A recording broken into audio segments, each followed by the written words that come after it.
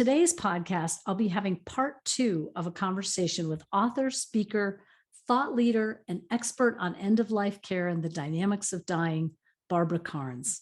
In part 1, I recorded an introduction about Barbara. So here in part 2, I'll just say that Barbara is probably best known for her pioneering work in helping to develop the hospice movement in this country and for her dedication to educating families and individuals around what happens when people die. Her Little Blue Hospice book, called Gone From My Sight, has sold over 35 million copies and has been translated into 13 languages. Barbara began her work with hospice in 1981 when there was very little written material for end-of-life caregivers, whether they were lay people, family, or professionals. And hospice, as we know it now, was in its infancy. From that period until now, Barbara has been an educator and caregiver for the dying and their families. In the second part of our podcast together, I asked her to address a few sticky questions, and we dig deeper into how to make the end of life be the best that it can possibly be for the dying and for their families and friends. Thanks for joining me here on the Best Life, Best Death podcast. Hi, Barbara. Welcome back. Oh, good to be back. I'm very excited to have part 2 with Barbara Karnes. And I want to note right at the beginning that you can find out more about Barbara at bkbooks.com. She's also on Facebook and Instagram. And Barbara and I talked last week about, kind of her history of getting into end-of-life education and how that began in in nursing school in the 60s, but then also in the early 80s. What a prolific author she's been in terms of helping families learn about end of life. And today on part 2, I thought it would be interesting to go into some of the sort of sticky questions that come up, some of the harder things. So the first question I would ask is, so how do I talk to someone who does not want to have a direct conversation about death? Whether it's the fact that I'm dying or the fact that I sense that they are dying, or we know from a doctor that they can no longer be fixed. How do we broach this subject with somebody who is reluctant? Well, when I meet someone for that first visit, I kind of set the ground rules and I say to them, I will talk about anything. I want you to know that I don't lie. And I try really hard to not play games. So I've set the groundwork. With the patient, I will not insist, I'm not there to say, look, I know you're dying and you know you're dying, so we got to talk about it. But I let them know that I will talk about anything. And then my work is to develop a relationship with that patient so that they will be comfortable in talking about anything and bringing up their fears. With the family, I'm not quite as gentle in that my job is to guide and prepare the family for that death of their loved one. And so they don't have to believe me, but I'm going to tell them where I think their loved one is in the dying process, months, weeks, days, hours. I'm going to guide them in that knowledge. But I'm not going to play the game of dad's going to get better. And so I, as the nurse or doula, am not going to tell them. No, my job is to give them the knowledge so that they can have the experience. I do it gently, but honestly. So that's the difference between working with the patient. Now, I'm not going to lie to anybody, but I'm not going to bring up with the patient, but I'll let that patient know that you are available. That I'm available. How do you suggest, if you're not there, if there's not a doula or a hospice person guiding that conversation, do you have any thoughts on family members? Is it similar? Just kind of let them know? that you're available, a soft glove rather than a baseball bat.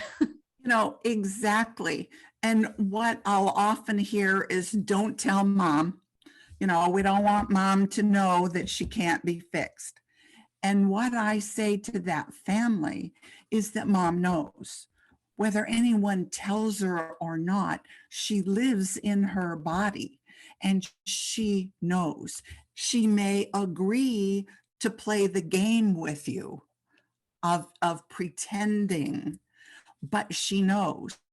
And look what you're losing by playing the game, because you've got mom isolated over here, you've got family isolated over here, and everyone's frightened, and yet they're all alone.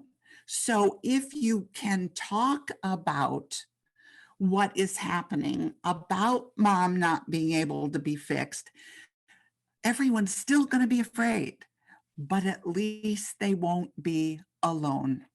Right. There's a community around it then. There's a conversation around it. Right. Beautiful. Say about you talk, you write and talk very beautifully about kind of really three big things happening for someone at the end of life. And you talk about eating, changing, sleeping, and withdrawing. Say a little bit about that for us. Well, we talked last week about on the job training, and it took a while for me to figure out that months, 2, 3, 4 months before death. And this was at a time when we had patients on, it was before Medicare, we had them on for a year. That was, so I watched what was unfolding as the person got closer to death. And I noticed that 2, 3, 4 months before death, their eating habits changed, their sleeping habits changed, and their social habits changed. In the months before death, a person would first stop eating meat. And then pretty soon it was on this continuum. It would be fruits and vegetables. And then anything that required energy to digest. And then it was soft foods. Ice cream goes a long way. We love our ice cream. But then it gradually, in the weeks before death, you're doing good if you can get some Ensure, a smoothie, some ice cream, maybe some water down them. That's how the body dies. Food is the gas we put in the car to make it run. And if the body's preparing to die, it doesn't want the food. It doesn't want the grounding or the energy. And so all by itself, it will cut back and stop eating. Sleep. Sleep is our revitalizing our energy system. And in the months before death from disease, that you'll see they'll start taking an afternoon nap. And then pretty soon it's a morning and an afternoon nap. And then on this progression, it's one day they don't get out of bed and they're asleep more than they're awake. That is how people die. And the social interaction, again, months before death, not interested in the Olympics, not interested in the Olympics, doesn't even care what's going on. And then it's, don't have the church ladies come over, not interested in visiting. And then they withdraw from those closest to them and they go within.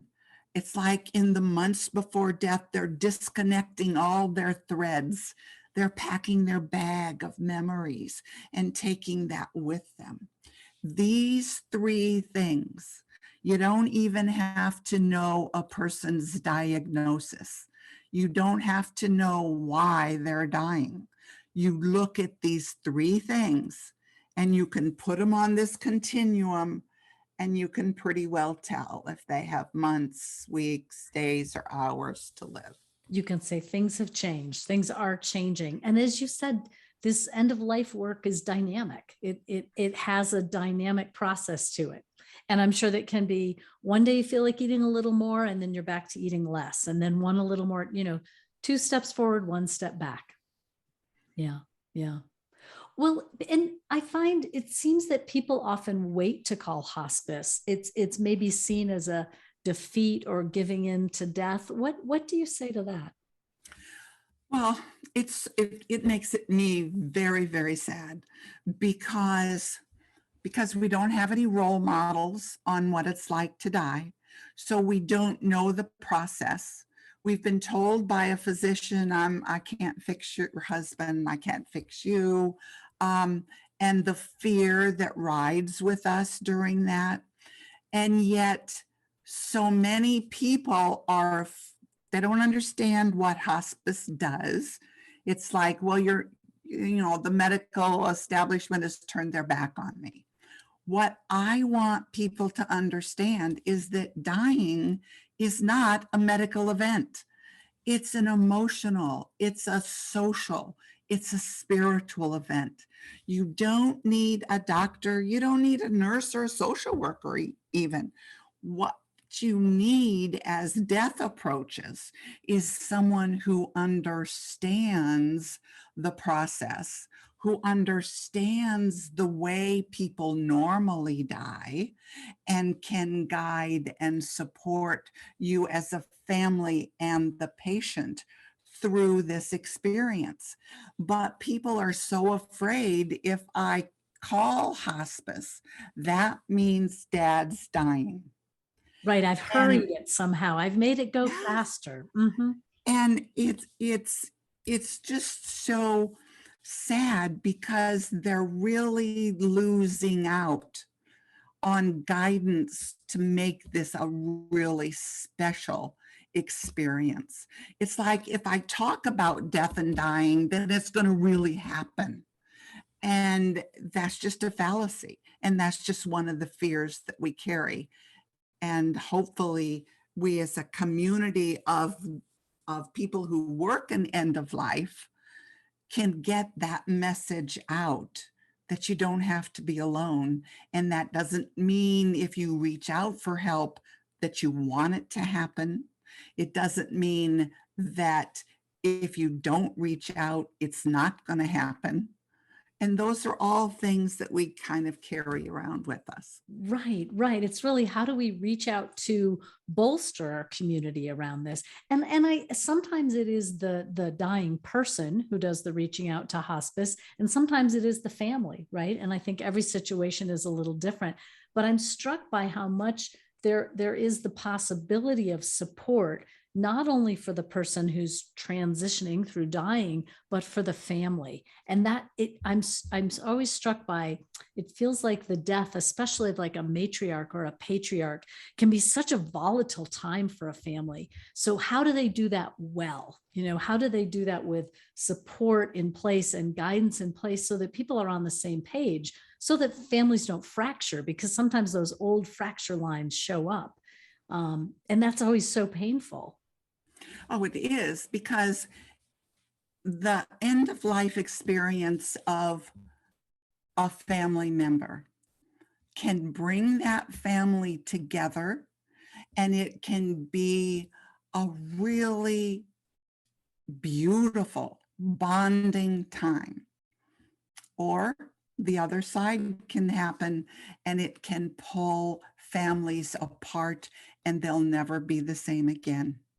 And so part of working with end of life, part of the hospice philosophy, the end of life philosophy, is to support and guide the family as much as the patient, because this can be a life altering experience for not just one person, but for many. Right. And I love that, life altering, for better or for worse, right? I mean, That's right. this can go a lot of ways. Here's kind of an interesting, sticky question that I've been sort of intrigued by. People often ask me, well, what is this end of life doula? What does this term mean? And so I say, well, hospice is one thing and a doula is a little different. And hospice is really has become a more medical profession. I mean, I think they've sort of become more medicalized. I don't know if you would agree. And that in a way, I feel like the best of hospice really is doula work. They are very, very similar, but that a doula is more typically really available to a family through that whole process. Whereas hospice perhaps comes 2, 3 afternoons a week and provides a bath and, pain meds and some guidance and support, but not that kind of 24/7. I really wish someone were sitting here with me and mom, that I think a doula can provide. So I guess, so my sticky question is, has hospice changed, or is that still the core of hospice, is being with the dying? And how does that work when it's also just a few hours a week in medical? And I know they're stretched so thin. Oh, that is such a powerful question. I will say that when I started this work, and I look back on today when I started the work, I was an end of life doula. We all were end of life doulas. There was no Medicare regulations that said how long we could stay with a patient. There was no, reimbursement. There was, as I said, we've made it up as we went along, but time was what we had. Uh-huh. It was, our goal was to be with that patient and family at the moment of death. And I can't tell you how many hours, I stayed with the family. I slept in chairs. I slept on the floor with a blanket and a pillow next to the bed. I slept on sofas because we were there. That doesn't happen today because you've got Medicare regs and you've got wage and hour. And, I was paid for 40 hours a week and I probably worked 60 and did it with my heart because that's what I wanted to do. There's a lot of hospice nurses that want to do that, but they can't. And so the difference is that an end of life doula, because they're not licensed, they're not certified, they're not really subject to any of the regulations. If they want to stay for 8 hours, 10 hours, 2 days, they can do that. Mhm. And it isn't so much what we do or say in the days to hours before death when the person is in labor and actively dying. It's that someone is there. That's the biggest medicine that we can give to families, is so that they're not alone. And I could talk for another couple days on what you do while you're there. But I will say that it's like you're a conductor and you're conducting a beautiful piece of music with an orchestra.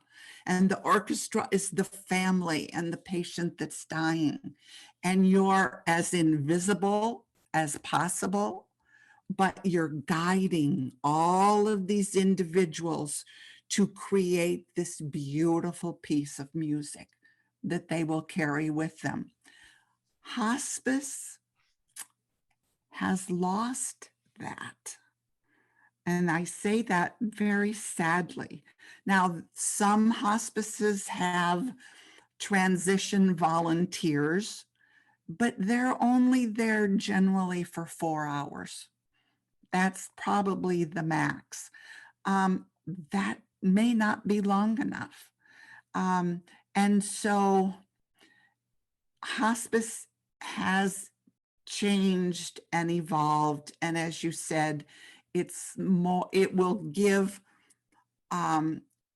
medical guidance, pain management, home health aid for bathing, physical therapists, social worker for support, chaplains. But if in an ideal world, there would be end-of-life doulas and hospices working together Yes. for that family. And so that there could be that fullness of the holding. Yeah. Yes, Beautiful. yes. Beautiful. Interesting. That's just so much food for thought, because when we talk about this, then I really think of it at the biggest level, right? That, I mean, I think our medical system has also changed, and our hospital system has also changed, and people's expectations have changed. And all of that is in this context of being somewhat death denying, and so here we find ourselves at this juncture where people really want to be fixed, and they think if they're not fixed, they're somehow failing. And maybe doctors buy into that sometimes too. I hope not. But the question is, so where can people turn? And so in part, they can turn to the educational pieces you've put out. In part, I think there will continue to be this growing movement of doulas that people can tap into and find. And I have to say, when I first started my training, I thought doula was such an interesting term, because I very much associate it with birth. But when I think about what a birth doula does for a family at birth, it's completely analogous to what an end of life doula does. And so, for those who are listening and aren't sure, well, wait, what is this term doula? It really is that idea that, yes, at a birth, there's a midwife or a doctor or a nurse. Someone is often present unless they're home. And they play a huge role. And there can be a doula who's also playing this role of, as you said, this kind of invisible conductor of helping to meet the needs of the mother and the father and the newborn and the partners and whoever is in the room, which is a little different than what the doctor is doing or the midwife is doing. And so it is with end of life doulas as well. Well, and our medical model views death as a failure. And hospice began outside of the medical model. It was addressing needs that the medical model, who viewed death as a failure, hospice was saying, we treat the person that has a disease, where the medical model treats a disease that a person has. Yes.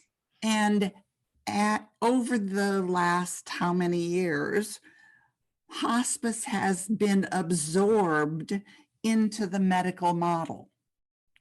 And it has become more disease oriented than it is person oriented. And I want, instead of using the word hospice nowadays, I use the word end of life, because then that encompasses doulas and hospice. Mm-hmm. And I see them as working together. Yes. It's what I want. I hope we can get there. Beautiful. What have we lost in not talking about death directly, or in experiencing less death less directly? What have we lost, and what do we have to gain from taking that back on? Well, the fact that we have forgotten that everybody dies. We're born, we experience, and we die. And the body was created to die. It's made to die. To wear out. Yeah. Yeah. I mean, we're born, we experience, and then it's over. We die. But how we've taken care of people over eons of time has changed. And that keeps changing. I'm afraid I don't want to use the word evolving, because we haven't necessarily gotten better at doing it. We used to understand that people die. Now we expect the medical profession to fix us. We expect that. That's what we call a doctor for, is something's wrong with me, and your job is to fix me. And if you don't fix me, then you failed. And so it's us on the outside of that medical model that are the voice saying, wait a minute, this is normal. People die. When I think It's about, sad, but we die. right. It's sad. It is sad. When I think about people dying and people getting, used to the idea of death, and I have children, and I think, how do you show these things to your kids? And I often think of my mom, who she let me get a guinea pig when I was in about third grade. And I just thought that was amazing. I couldn't believe she let me get a guinea pig. And then she let me get another guinea pig. And so my guinea pigs had babies and they died. And I had many generations of guinea pigs. And some years later, she said, oh, well, I always let you get guinea pigs because then you could learn about sex and death. I thought, well, there you go. There you go. I had a mom who didn't flush the goldfish and replace it with one that looked the same. She really let those small pets, that I was very attached to, be a way to come to terms with waking up and my guinea pig was dead, and that was a very early lesson. Sad, yes, but real and truthful about what happens. Oh yeah. And we think we're protecting our children by not saying grandpa has an illness and he can't be fixed, and grandpa is probably not going to be here next year at this time. We think we're doing our children a favor by protecting them, and we're not. We're not giving them tools to live a productive, healthy life. And face mortality, and in so doing, face living. Mm-hmm. Yeah. And failures and mistakes and all that goes with our imperfect living. Let me share one more quote. This is from your book, The Final Act of Living, which I love. Many of Barbara's books are these very readable, very small little booklets, like her famous hospice blue book called Gone From My Sight. But this is a longer compilation, and it's got some really beautiful pieces in it. And Barbara writes, the approaching death of someone we care about is very, very sad. But while it is never all right for someone we know and love to die, that experience does not have to be bad. There are two times that we are closest to God or spirit: when we leave home and when we return home, when we are born and when we die. If we can get beyond our fears, we can touch the spirituality of the moment. Fear blocks us from experiencing the beauty of being present during the final life experience. Everyone dies. It is an important life moment for all of us, and sharing that moment is a very special gift. It is. Kind of seems like a perfect place to end. Thank you so much, Barbara. Do you have anything you want to add? I just really applaud the work that you're doing, because we really need to reach out and bring end of life to the forefront into people's minds. And you're doing that beautifully. Thank you for including me in that. And we'll have to do this again. I would love that, Barbara. I think we should talk again in 6 or 8, 10 months and sort of see if anything has changed out there in the world. I'm just delighted because you're really the mother of education around hospice work and end of life work. And I'm fairly new to the field, but very enthusiastic about what power and passion comes out of these conversations when we get them out of the shadows and take it out of the place where we think we can't talk about it, and just be more direct. So from one kind of direct, pragmatic woman to another, thanks so much, Barbara Karnes. Okay, bye. Really appreciate it. Bye. Thank you again, Barbara. And I just want to add here at the end that you can find out more about Barbara at bkbooks.com. You can order all of her materials through there, and you can find out more about the work that I do at bestlifebestdeath.com. Thanks so much for joining me for this special 2-part podcast with Barbara Karnes.